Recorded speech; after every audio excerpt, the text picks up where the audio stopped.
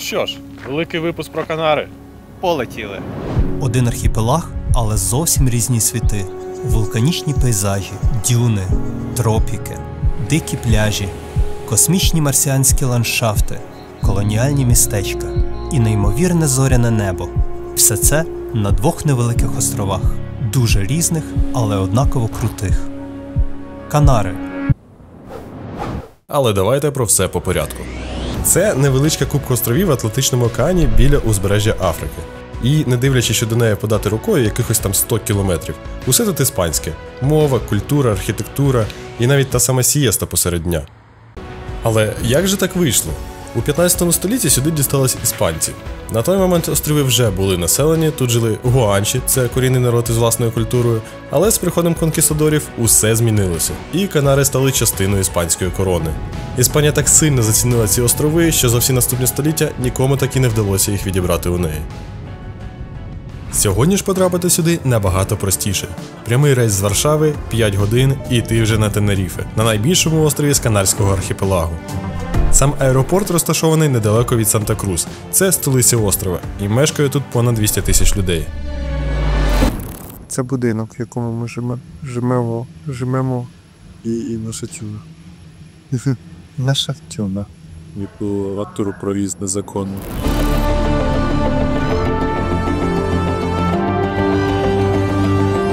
Та, хоч в основному тут кипить робота та бізнес, іноді місто підкидає щось зовсім неочікуване.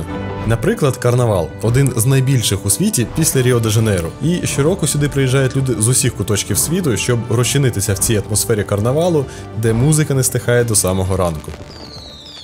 Цей карнавал проходить з 31 січня по 9 березня. Та ми ж сюди приїхали на початку квітня і, на жаль, слідів карнавалу вже не застали. Та ми й не збиралися довго засиджуватись у місті. І враховуючи, що на острові від найвіддаленішої точки на півночі до протилежного краю на півдні можна дістатись всього за 2 години, найзручніший вид пересування тут – оренда машини.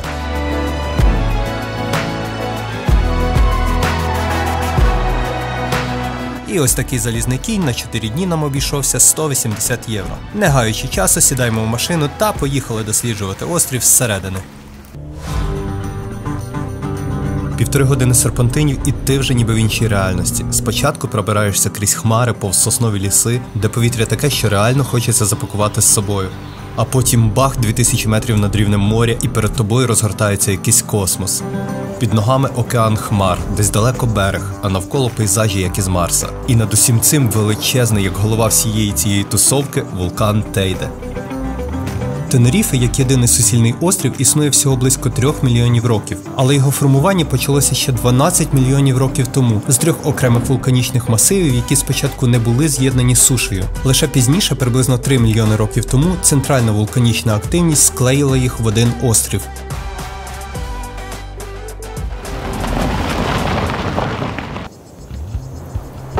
Дістатись до вершини вулкана можливо, але, як говориться, не все так однозначно. На машині можна під'їхати до фунікулеру, який доставить вас тільки до станції Ла Рамблета на висоті 3555 метрів, а не на саму вершину. Але щоб ним скористатись, потрібно заздалегідь купити квитки на певний час підйому, бо їх швидко розмітають. Тож краще все спланувати раніше.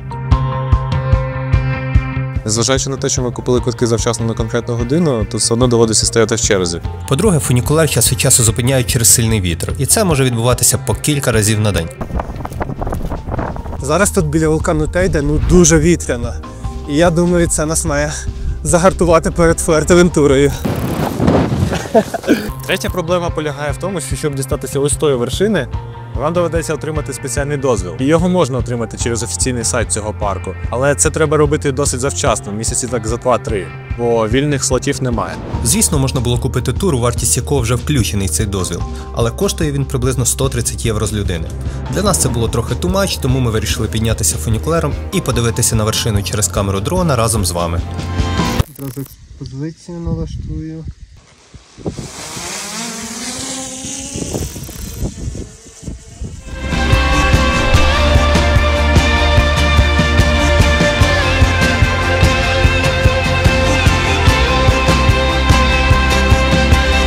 Тейде – це не просто гора, а третій найбільший і, що саме важливе, активний вулкан в світі. Це, звісно, якщо рахувати від дна океану. До цього ще й найвища точка всієї Іспанії, та й взагалі будь-яких островів в Атлантичному океані.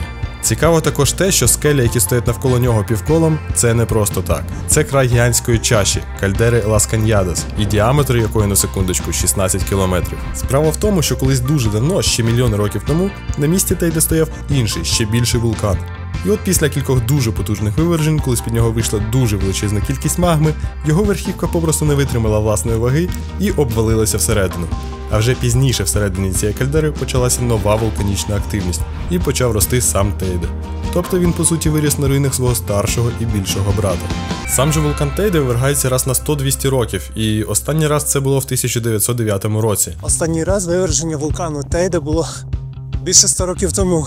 Але насправді, коли проходиш через ці всі лавові поля, здається, що це було от кілька днів тому, і навіть хочеться доторкнутися, провірити, чи вони не теплі. З дрона можна прям побачити, як зберіглися річки, по яким розтікалась лава, яка заповнювала кальдеру, і особливо це дуже добре видно на контрасті з попередніми, більш світлішими витоками лави. І хоча зараз це виглядає спокійно, вулкан потроху дихає. Вчені вже фіксують певну активність, але ніхто не знає, коли він може рванути знову. Та на острові до цього всі готові. Існує ціла система моніторингу, а у місцевих є чіткі плани дій на випадок, якщо почнеться виверження. А ще, як виявилось, територія навколо вулкану регулярно перетворюється на трасу для бігових марафонів. Я ж особисто раніше не чув про них, але це досить відомі змагання, на які приїжджають учасники з багатьох різних країн, щоб позмагатися і випробувати себе на цій кам'яній та майже марсіанській землі. Ми ж цього не планували, але випадково потрапили на один такий. І цифри, які нам назвав один з учасників, нас особисто прям здивували. Тільки уявіть, дистанція цього забігу 110 кілометрів, і це по тутешніх горах і стежках. А сумарний набір висоти майже 7 тисяч метрів. І, що саме цікаве, стартували ці спортсмени ще вчора об 11 ночі. Та ось цей чолов'яга, який вже 13 годин поспіль збирався на цей вулкан, пояснив нам, що тут біля Тейде це лише середина дистанції. І одна з найбільших проблем для багатьох на цій трасі – це не стільки втома, а скільки низька температура та гірська хвороба. Departure was from Los Cristianos at 11. At 11. And now? No. And now it's already 12. At night? At night, yes. Wow, We wow. climb from Los Cristianos. Хоча висота тут здавалася би не космічна, але коли тіло піддається таким серйозним навантаженням, та ще й в умовах розрідженого повітря, де кисню банально менше, організм просто не справляється і проситься додому. Щойно ми дізнали, що через 5 хвилин відправляється останній фунікулер донизу. І, звісно, можна трішки пройтися, але в нас немає часу, ми вирішили поїхати на останньому.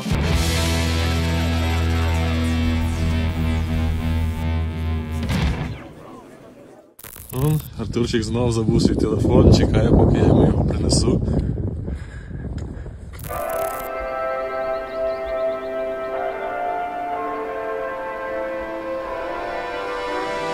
Вулкан Тейде, як і весь національний парк навколо нього, входять до списку світової спадщини ЮНЕСКО. І не просто так. Це реально один з найкосмічніших ландшафтів у Європі. Тутешня земля прямо показує, як мільйони років працював вулкан. Кожен метр ніби зберігає шматочок історії нашої планети.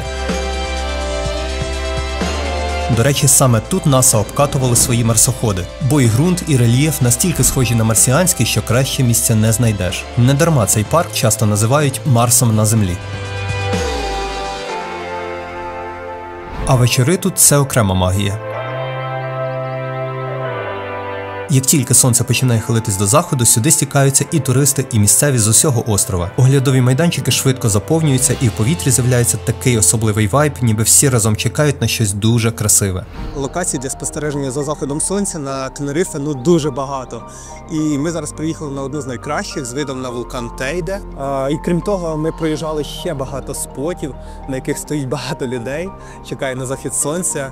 Але те, що я тут побачив, це просто щось неймовірне. Одна з фішок цих вечорів – океанський вітер. Він піднімається вгору по схилах, охолоджується і утворюється густий шар хмар прямо під парком. Місцеві називають це Мар де Нубес, тобто море хмар. І виглядає це справді як море з хмар. Є тут ще один класний лайфхак, якому можуть позаздрити багато людей. Якщо в місті хмарно і погода так собі, не біда. Сідай у машину, проїдься годинку-дві вгору і вуаля, ти вже над хмарами під чистим небом грієшся на сонечку біля вулкану. Як бонус – космічні види. Чим не привід переїхати жити на Тенеріфе. А ще фішка номер 2 – це саме сонце, бо тут воно не просто ховається за горизонт, як ми звикли, а ніби повільно занурюється в море хмар. І саме через це видовищне шоу сюди так тягне людей, бо кожен захід тут як окрема вистава. Якщо будете тут, рекомендую взяти попкорн.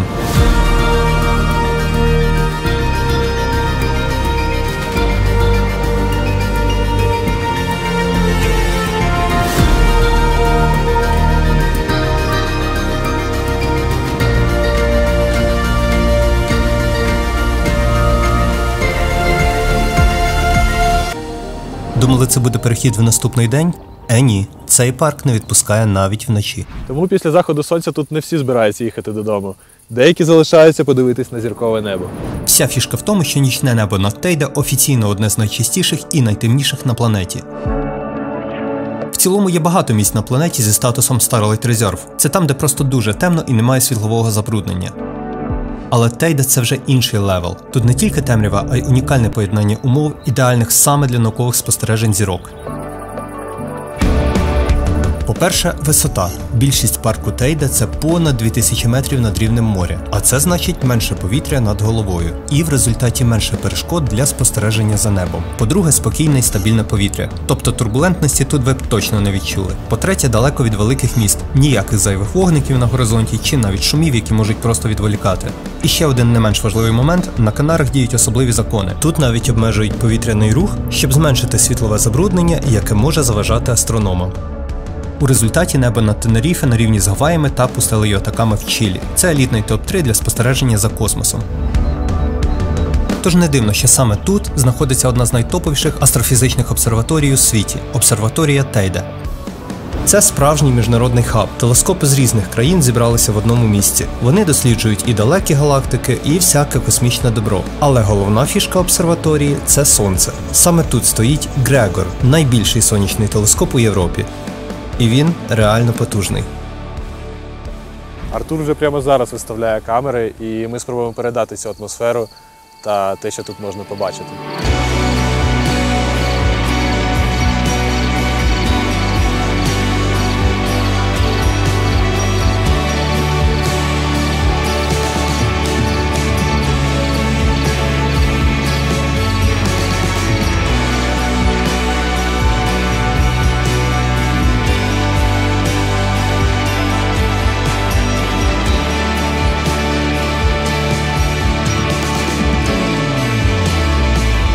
Це, мабуть, було найкраще зоряне небо в моєму житті.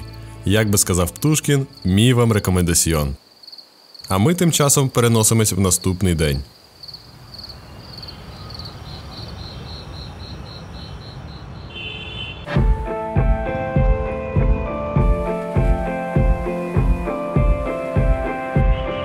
Самою головною фішкою, чому Канарські острови такі популярні серед туристів протягом усього року, є клімат. Може здатися, що влітку тут можна померти від спеки, але і тут Канари мають свій козир. Канари дуже часто називають островами вічної весни, і тутешній клімат вважається чи не ідеальним протягом усього року.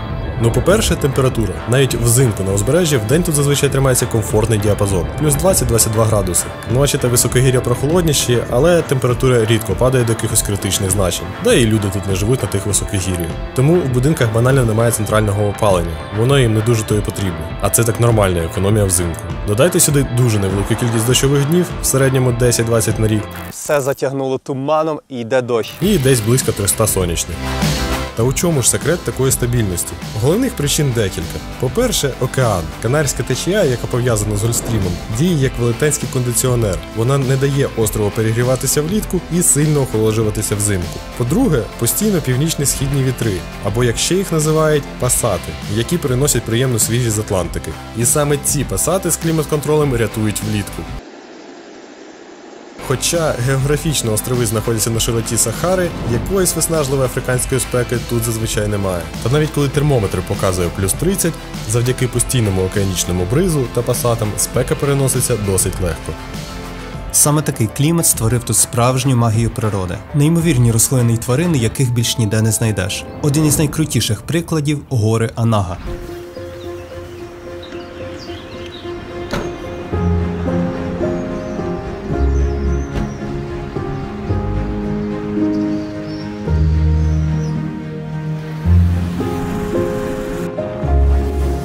Це легендарний лавровий ліс, або, як його кличуть по-науковому, Лаурісільва. Але це не просто ліс, а справжній олдскул у світі лісів. Що мене зараз найбільше дивує на цьому острові, так це те, як тут поєднуються такі різні ландшафти. Ще годину їзди на машині звідси ми були серед вулканічних пустель, де майже нічого не росте, а зараз опинилися в справжньому зеленому оазисі. І тут прям не хочеться говорити голосно. Колись подібні ліси росли по всій Середземці та Північній Африці, ще задовго до льодовиків і зміни клімату. Завдяки особливому мікроклімату в Аназі та віддаленості Канарських островів, цей тип лісу зберігся майже в оригіналі, як машина часу. Та й перші люди на Тенерифе з'явилися всього 2000 років тому. На материку ж такі ліси вже давно зникли, або клімат підкачав, або люди все вирубили. Не дивно, що ці гори стали частиною спадщини ЮНЕСКО. Місце справді унікальне. Цей ліс вважається ендеміком. Це означає, що він містить рослини та тварин, яких можна зустріти тільки тут і більше ніде в світі. Тут їх сотні, особливо серед квітів, комах і всяких дрібних створінь.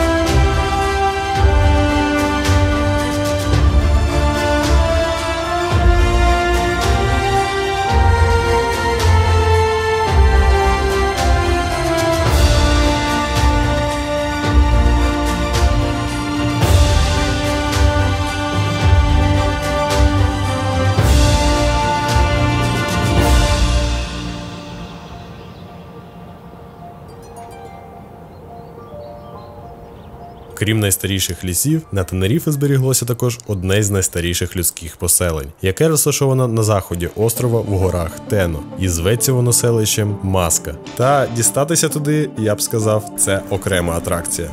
По дорозі сюди ми зустріли українку, і в процесі спілкування ми сказали, що ми будемо відвідувати цю локацію, на що вона нас запитала, чи добре ми керуємо машиною.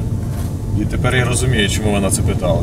Ця дорога відома як одна з найгарніших і водночас найскладніших на острові. Суть в тому, що вона дуже вузька і от буквально шириною на одну машину в багатьох місцях. Плюс з безлічю крутих серпантинних поворотів, часто за якими просто не бачиш, чи їде хтось тобі назустріч.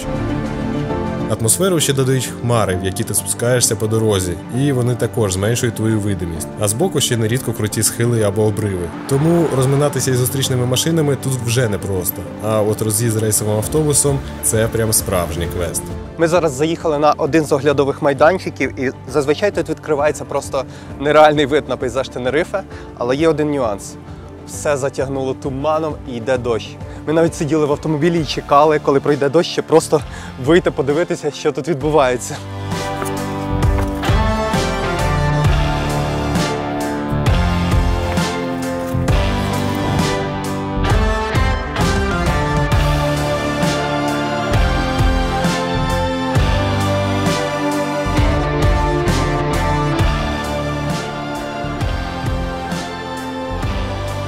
До речі, ми вже встигли трішки розчаруватися, думали, що приїдемо в селище Маска і тут нічого не побачимо, тому що буде дощ, хмари, але виходить, що ми спустилися нижче хмар і тут відкривається просто неймовірний вид на селище і насправді відчуття, що ми знаходимося в якійсь локації, ізольованій від посторонніх очей, тому що селище оточене горами з усіх сторін і тільки невеликий просвіт на океан. Маска – це селище, в якому наче зупинився час, і оці всі його вузькі вулички і старовинні будівлі прям дихають історією. Плюс таке ізольоване розташування в серці гір додає йому якоїсь прям особливої чарівності. Кажуть навіть те, що Маска була одним із головних укриттів для піратів. які ховали тут свої скарби в цих важкодоступних гірських місцях ще у 16-17 століттях. Довгий час селище жило своїм відокремленим життям у цій ущелині та майже відрізано від решти острова. І лише у 2003 році збудували ось цей, я б сказав, карколомний серпантин, який з одного боку відкрив маску для туристів, але і досі залишається єдиним та досить непростим шляхом сюди. Нещодавно я був в Перу, якщо чули таке нове щодо світу Мачу-Пікчу. Ось це якраз село мені дуже нагадало Мачу-Пікчу. І я тут собі зрозумів, що село Маска старіше за Мачу-Пікчу.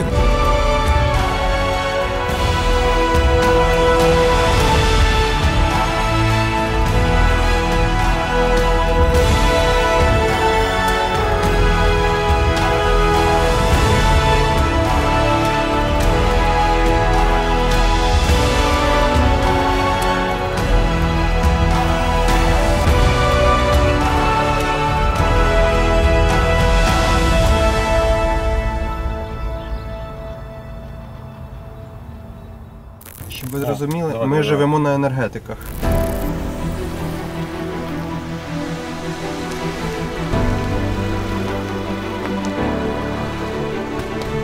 Ми проїхали буквально метрів 100 і знов зупинилися. Тут стільки оглядових майданчиків, що їх важко проїхати, бо кожен по-своєму особливий. Тут такі види відкриваються.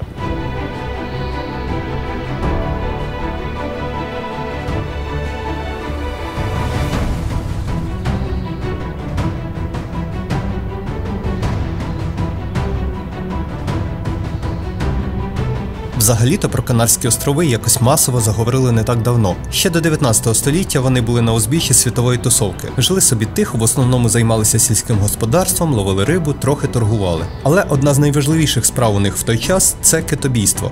Через те, що локація островів така зручна, прямо посередині між Європою, Африкою і Америкою, китобійні судна часто заїжджали сюди. Їм треба було поповнити запаси, пофіксити кораблі, а заодно й попрацювати, переробити добутий китовий жир. А з нього, до речі, тоді робили багато чого – свічки, мило, олію і навіть паливо. В середині 20 століття тут почали будувати міжнародні аеропорти, і відтоді Канари стали популярні серед європейців, особливо серед британців, які тікали від своїх холодних та похмурих зим. Канари стали відкриттям для всіх не просто так. Справжній туристичний прорив почався тоді, коли з'явилися доступні авіаперельоти. Саме вони стали тією золотою перепусткою, що відчинила двері на острови для звичайного туриста. Першими, звісно, прилетіли британці, а за ними вже підтягнулись німці, Скандинавії і усі ті, хто втомився від вічної зими і захотів трохи вічного літа. І понеслась. Один за одним почали з'являтися готелі, розбудовували інфраструктуру, усе для того, щоб туристу було зручно, тепло і з красивим видом із балкона. І цей самий британський вайб, він нікуди не зник, особливо якщо заїхати на південні курорти Тенеріфе. Там усе серйозно, цілі вулиці з класичними англійськими пабами, де обов'язково крутять футбол, а з колонок лється щось по типу Arctic Monkeys. Таке враження, що ти не на острові в Атлантиці, а десь у Брайтоні, тільки замість дощу тут сонце і пальми. Сьогодні ж туризм – це головний мотор, на якому їдуть Канари. Щороку сюди злітається понад 18 мільйонів туристів з усього світу. І ця цифра не збирається зупинятися. І їх реально можна зрозуміти. Сонце майже цілий рік, під боком океан, дивовижна природа, яка змінюється від пляжів до вулканів, і клімат такий, що не хочеться ні кондиціонера, ні пледа. Ідеальний варіант, щоб просто видихнути і сказати собі «Оце життя». Одне з найвідоміших і найгамірніших місць на Тенеріфе – це, без сумніву, Плая де лас Америкас. Сьогодні це суцільна вечірка, бари, пляжі, пальми, нічне життя, туристичний центр з великої літери. Але важко повірити, що ще якихось 60 років тому тут не було нічого. Випалена сонцем земля та чорне вулканічне каміння, по якому бігали місцеві величезні ящірки. А зараз туристична Мекка – одне з найпопулярніших місць на Канарах. Тобто фішка в тому, що це місто повністю штучне. Його реально взяли і створили з нуля. Як проєкт, як туристичну фантазію, яку втілили життя під час того великого туристичного буму 60-70-х років. За мною знаходиться головна вулиця міста, яка називається Авеніда де лас Америкас, або по-іншому Golden Mile, тобто Золота миля. По назві, я думаю, можна зрозуміти, що ідея була створити щось на кшталт популярних американських вулиць, як Лас-Вегас Стріп або Голлівудський бульвар, і, на мою думку, їм це вдалося. Тут усе виглядає так, ніби ти щойно потрапив у кіно. Елегантні лаунж-зони прямо під пальмами. Десь грає жива музика, люди чилять з кольоровими коктейлями та танцюють. І як вишенька на цьому тропічному торті, хард-рок-кафе у вигляді справжньої піраміди. Ну чому б і ні? Ти ж не просто вечеряєш. Ти проходиш по святу у верховній жреці рок-н-ролу. Таке враження, що Єгипет, Майамі і Голлівуд зустрілися десь на березі Атлантики і вирішили просто жити красиво.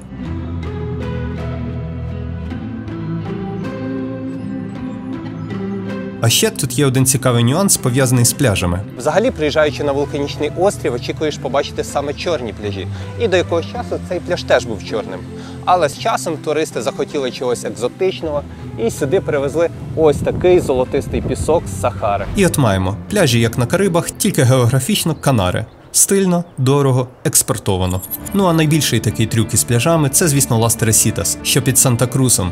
Щоб зробити цю довгу ідеальну смугу золотистого піску, у 1973 році сюди привезли, уяви собі, близько 270 тисяч тонн піску з африканської пустелі. І щоб цей розкішний пляж не просто змило хвилями, побудували довжелезний хвилеріз, така собі стіна, що тримає море в узді. Якщо хочеш побачити масштаби, піднімайся на оглядовий майданчик неподалік біля закинутої військової батареї. Там відкривається неймовірний вид і можна реально відчути, скільки того піску сюди завезли.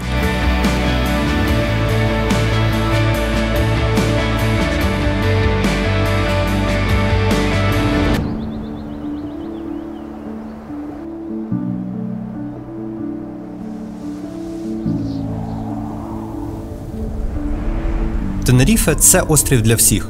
Тут є все. Хочеш просто валятись на пляжі? Будь ласка. Хочеш хайкнути на вулкан? Не проблема. Від прогулянок серед туманних лісів до люксового чілу в Лас-Америкас. Я б сказав, схоже на Маккофі. Все ідеально. Тільки не 3 в одному, а все в одному. Ми об'їхали найголовніші локації на острові в режимі швидко, але якісно. Це зайняло 4 дні. І, чесно кажучи, багато хто взагалі обирає тільки Тенеріфе і не їде далі по Канарах. Бо тут і так всього вистачає з головою. Ми ж хочемо вам показати ще один, не менш цікавий і зі своїми величезними плюсами.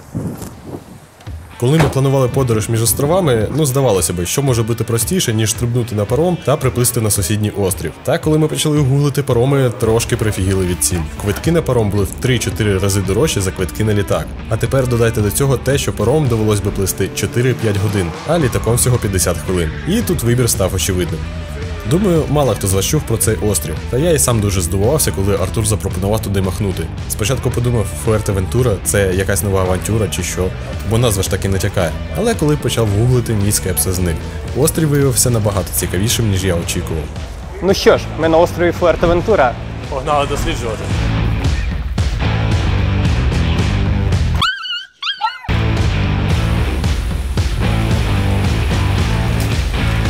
Це другий за величиною острів архіпелагу. Він так само виник через виверження вулканів та розташований досить близько до узбережжя Сахари. Здавалося б, чим він може відрізнятися? Але різниця є, і вона суттєва. По-перше, цей острів набагато спокійніший і менш туристичний. Тут ви не побачите забитих туристами вулиць з нескінченними пабами, де щовечора гуде вечірка, і величезних автобусів, що возять натовпи на екскурсії. Це місце, де можна реально насолодитися атмосферою самого острова і побачити, як тут живуть місцеві. А ще можна насолодитися тим, як тут живуть бурундуки. Їх тут більше, ніж населення на острові. Ми це завчасно знали, тому підготували для них несолоні горішки. Вони тут почуваються господарями, стрибають по камінню, підбігають до людей, просять щось смачненьке. І головне, абсолютно не бояться. Ми буквально годували їх з рук, а вони в подяку позували перед камерою. Технічно, вони в 60-х роках завезені сюди з Африки. Але виглядає так, ніби це саме вони першими відкрили цей острів, а не якийсь там Колумб. На цьому моменті ви можете подумати, що просто спокійного острова з бурундуками ніби якось недостатньо, щоб так далеко летіти. А що, якщо я скажу вам, що тут є справжня пустеля? Або пляжі, які вразять вас набагато більше, ніж на Тенерифе? Стає трошки цікавіше? Тоді поїхали дивитись. І перший плюс, який помічаєш, сівши за кермо на цьому острові, це без перебільшення дороги. Я реально не пам'ятаю, коли я останній раз так кайфував від поїздки за кермом. Тут мінімум машин, ніяких тобі нервових серпантинів, а замість цього ідеально гладкий чорний асфальт.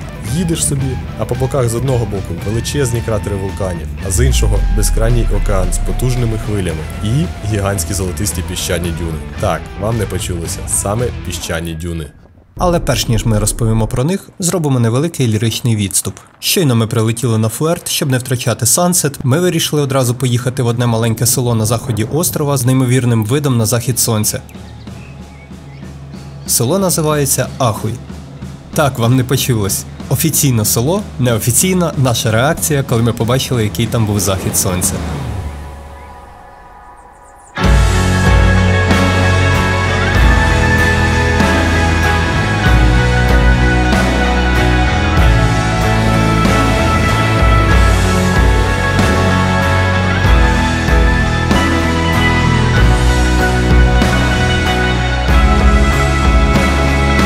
Тож, якщо будете на Фуертевентурі, рекомендуємо обов'язково побувати в Ахуї.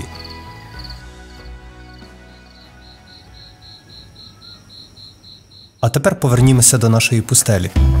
Щоб упіймати перші сонячні промені, ми вирушили ще затемна. Місто спало, а ми вже були в дорозі, трохи сонні, але з відчуттям, що сьогодні буде щось особливе.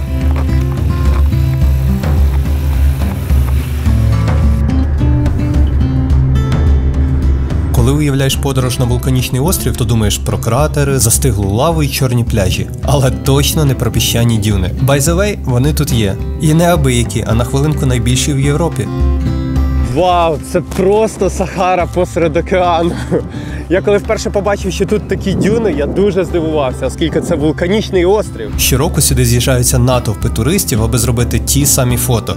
Дюни, вулкани й небо. Все разом ніби з іншої планети. А взагалі, як так сталося, що серед лави й каміння раптом море піску? Відразу вам скажу, що це не завезений пісок з Сахари, як це робили на Тенерифе. І ще якщо вам скажу, що це взагалі не пісок. Все через те, що саме ось тут, між Фуертевентурою та маленьким сусіднім островом, проходить така течія, що приносить тони уламків раковин молюсків і всяких морських створінь із підводних глибин. Вони розпадаються, розсипаються на пісок, а потім місцевий вітер збирає цей сипучий матеріал і формує ці величезні дюни. Розміром як маленьке місто – 26 квадратних кілометрів.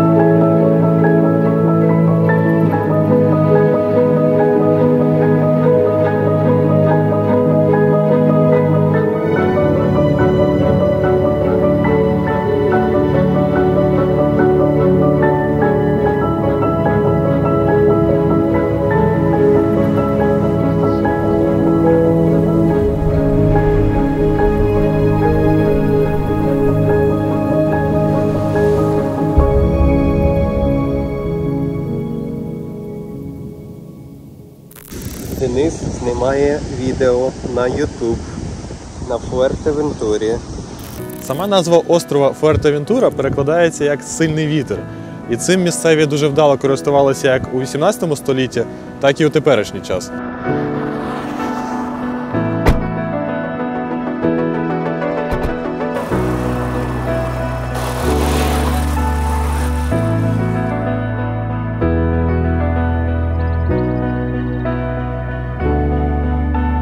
Вітер взагалі тут дуже важлива складова цього острова. Ось такі класичні вітряки тут часто стоять на пагорбах. Їх будували ще у 18 столітті, щоб молоти зерно. А тепер вони скоріше вже частина місцевої історії і атмосфери. Ну і само собою це ідеальна фотозона для інсти. Але вітер на Фуертевентурі і сьогодні не гуляє без діла. Просто масштаби вже інші. Замість старих плинів тепер тут крутяться ось такі сучасні вітряки. Вони вже дають острову доволі солідну частку електроенергії, близько 20-30% від усього, що споживається на острові. На Канарах взяли курс на повну відмову від викопного палива і планують стати вуглецево-нейтральними десь до 2040-2050 років. І це не просто гарні слова для звітів. Найменший з Канарських островів, Ель-Ієро, вже реально став першопрохідцем у цій темі. Завдяки своїй унікальній вітро-гідроелектростанції, тут були періоди, коли острів повністю жив на відновлювальній енергії. Та як їм це вдалося? Ідея доволі проста, але геніальна. Вони поєднали вітряки та два водяні резервуари – нижній і верхній. Оскільки вітер не дме постійно, треба було якось зберігати цю енергію на потім. І ось як це працює. Коли вітер сильний і електрики виробляється більше, ніж потрібно, надлишок енергії качає воду знизу вверх, у резервуар в горах. Це як зарядити величезний водяний павербенк. А коли вітер слабшає, накопичену у верхньому резервуарі воду просто спускають вниз. Вона проходить через турбіни, крутить їх і знову виробляється електрика, як на звичайній гідроелектростанції. Потім вода знову збирається у нижньому резервуарі.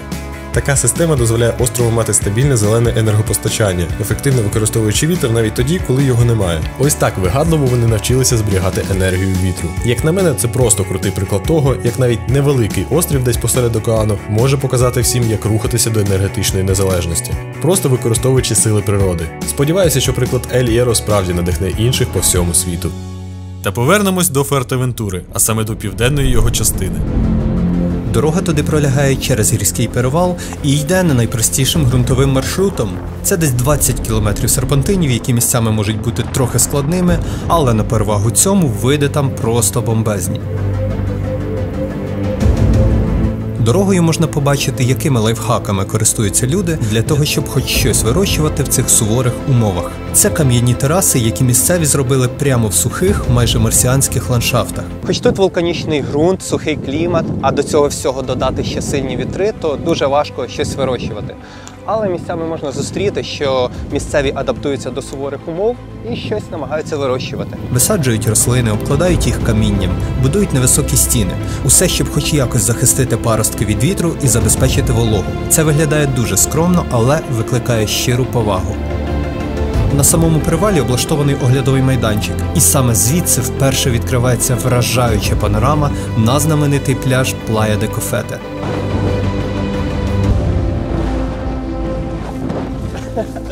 Просто вау!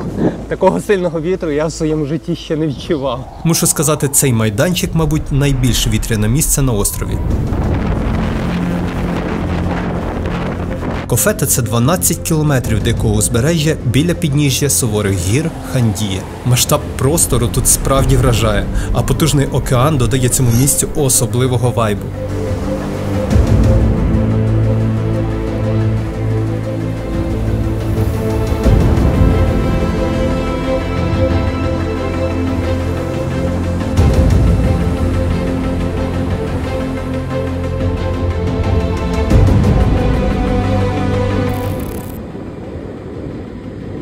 Це місце робить особливим те, що сюди не дісталась рука цивілізації. Тут майже немає ніяких будівель, навколо тільки хвилі Атлантичного океану, пісок і вулканічні скелі. І в цьому місці наче зупиняється час.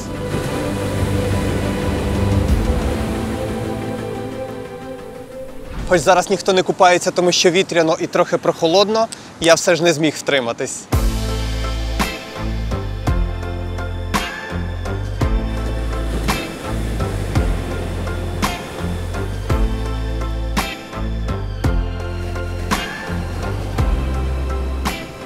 Гуляючи цим пляжем, неможливо не помітити поодинокий будинок, що стоїть прямо на узбережжі. Це Каса Вінтер.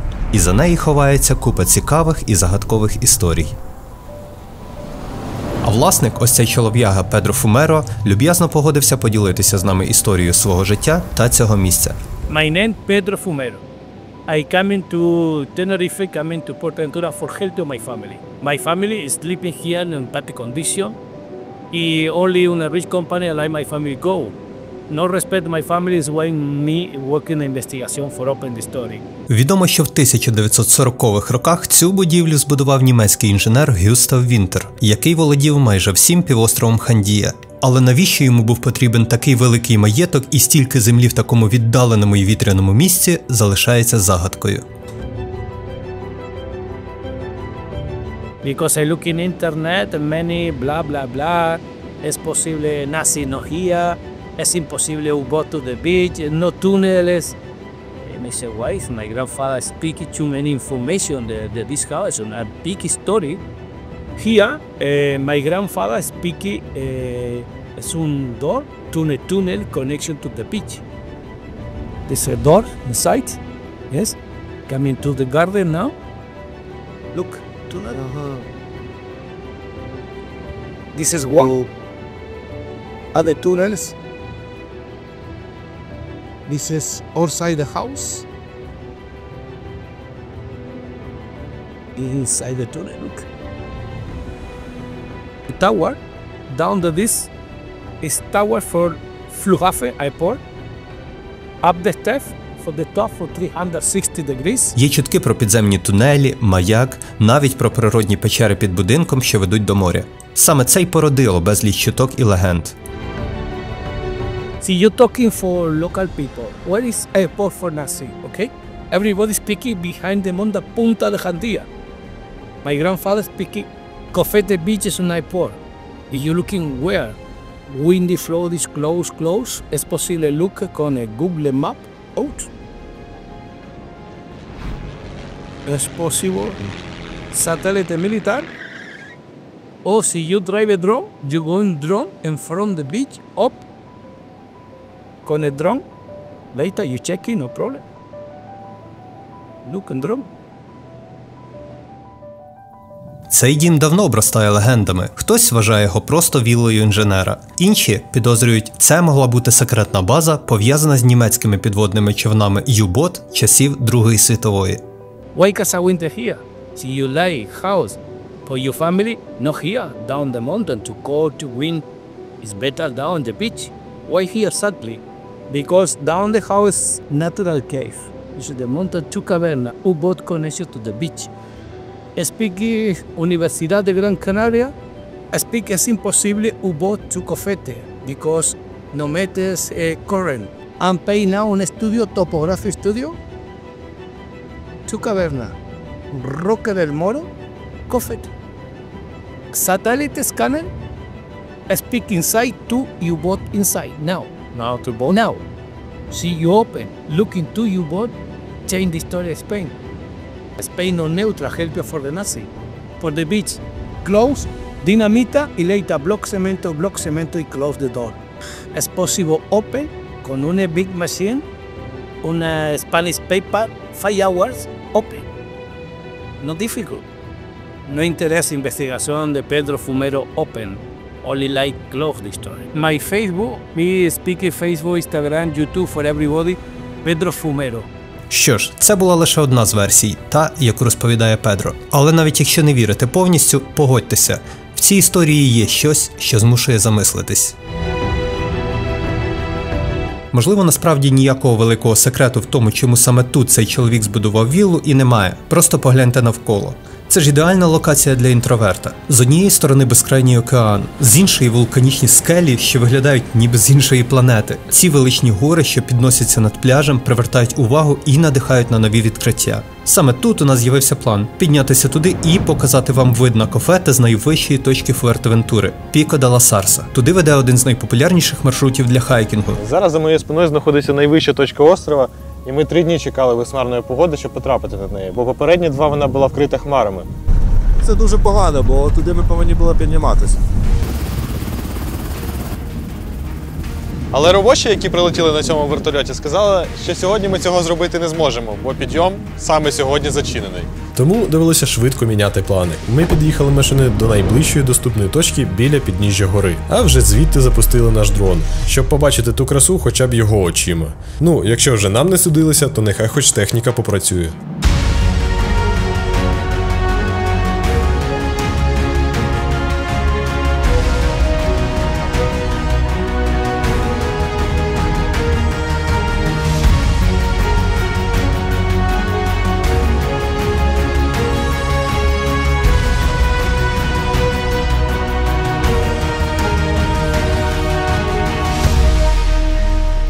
І як виявилося, наша невдача з тим, що ми не піднялися, виявилася навпаки вдачею. Вершина була повністю затягнута хмарами, тож ми просто зробили кілька гротескних кадрів з дрона і поїхали далі.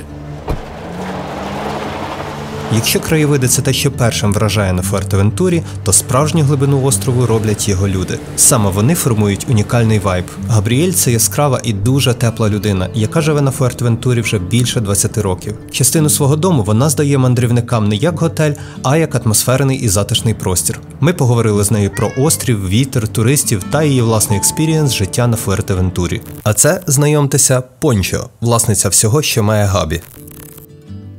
Well, okay, so long story short.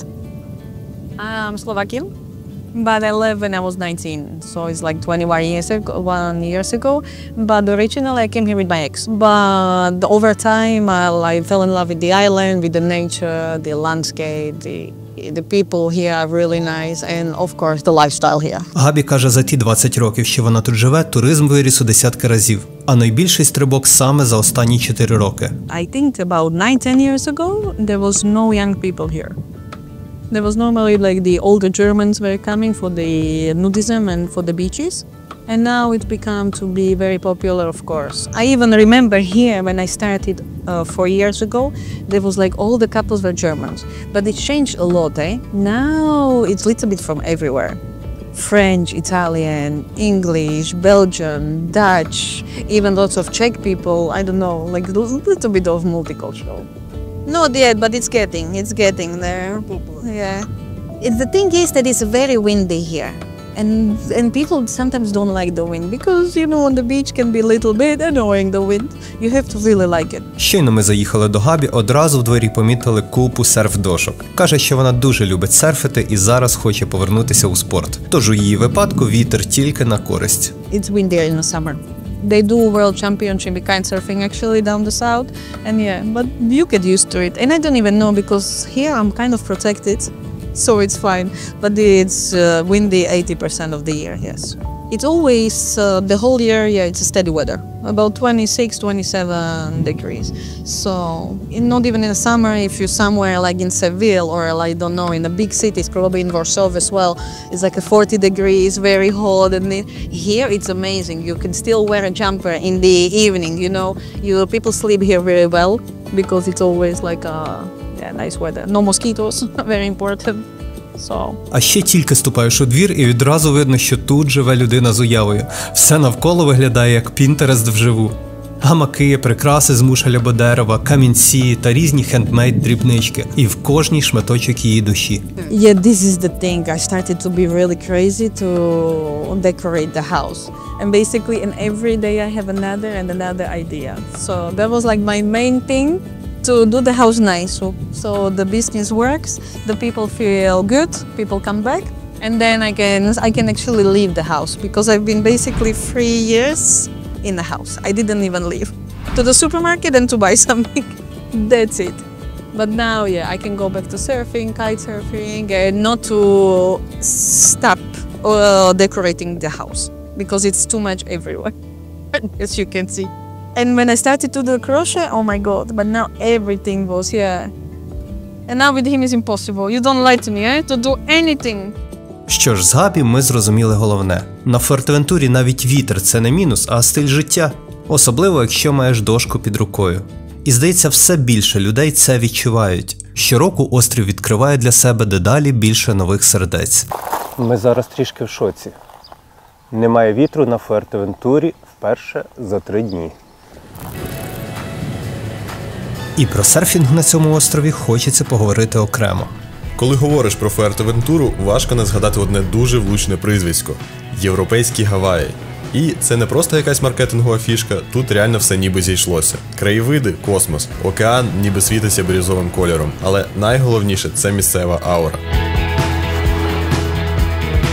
Така розслаблена, трохи дика, з постійним шумом вітру і солоним повітрям. А ще тотальна любов до дошок в усіх її проявах. Тут це не просто спорт, а прям стиль життя.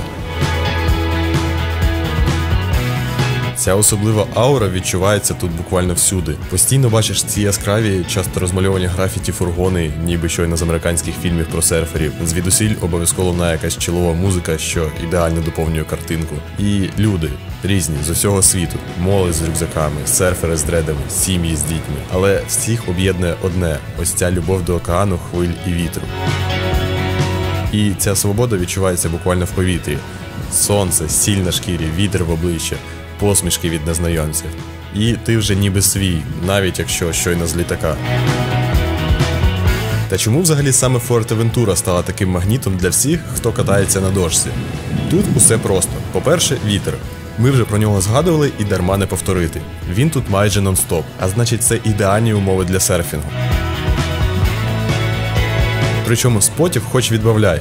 Є локації для новачків, де після першого заїзду відчуваєш себе майже профі, а є жорсткі точки для тих, хто з морем вже давно на «ти». По-друге, це клімат. Уяви, можна ловити хвилі весь рік. Взимку, звісно, краще одягнути легкий гідрик, але влітку просто шорти, дошка і погнав. Ну і, звісно, оця унікальна картинка навколо. Скелі, вулкани, дюни. Коли ти ловиш хвилі на фоні таких краєвидів, це вже не просто спорт, це щось на межі утопії.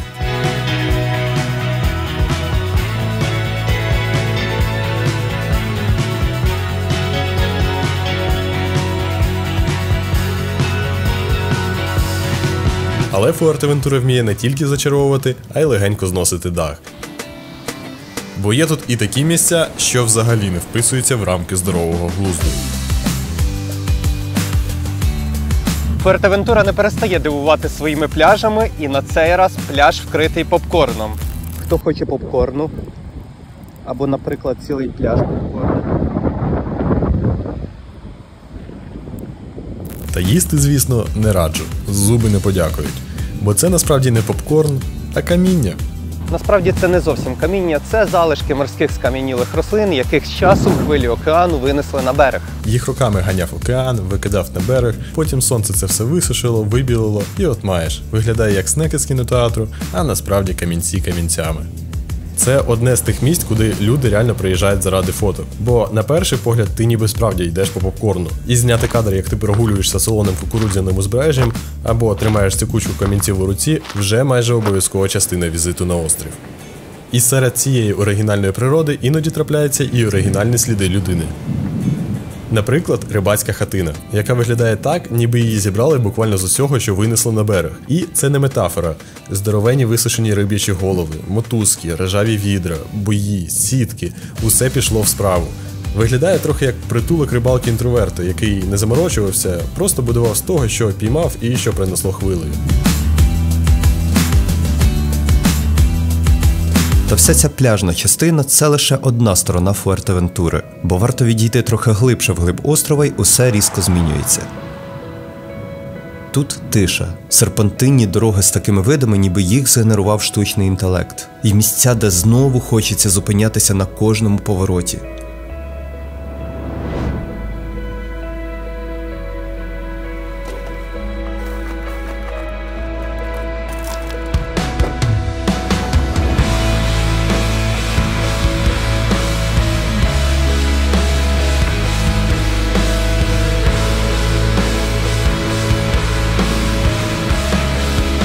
А ще тут гори, дивлячись на які чомусь просто хочеться одягнути скафандр.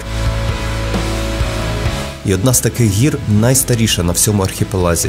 Прямо зараз за моєю спиною знаходиться головний винуватець виникнення острова Фуертевентура. Для гуанчів вона була священною. Її вважали місцем сили, з якого можна спілкуватись з богами чи спостерігати за рухом небес. Гора справді виглядає ніби з іншого світу. Спокійна, відсторонена і водночас магнітна. На її поверхні досі збереглися сотні петрогліфів. Дивні сліди босих ніг вирізані прямо в камені. Гуанчі використовували їх як орієнтири. Ці знаки вказували на захід сонця в особливі дні року. Гора також була для гуанчів чимось на кшталт великого астрономічного годинника. Навколо Тіндаї ніби все завмирає. Простір, час, навіть думки. Це одне з тих місць, яке не просто бачиш, а відчуваєш. А вже за кілька кілометрів зовсім інший ритм.